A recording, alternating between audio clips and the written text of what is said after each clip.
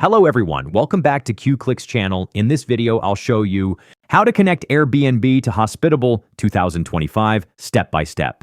And on the home screen, simply click Start Free. And then the easiest way to do it is to click on Continue with Airbnb. From there, you need to agree to their terms of service and privacy policy and click Continue. And then you can sign in using your Airbnb account. Now, I already have the tab open where I'm signed in, so for me, it happens automatically. Now from here you can see what it can do. So if you want to give it access to all of that, then click Allow. Then in your onboarding, they may ask something like this. So where are your properties listed? Just select Airbnb. Then here you can see some of the things you can do.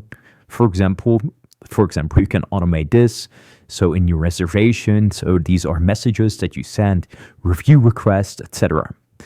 So then you can click, I just want to save or save me 8 hours, whatever. And now if it isn't connected yet, just click connect with Airbnb.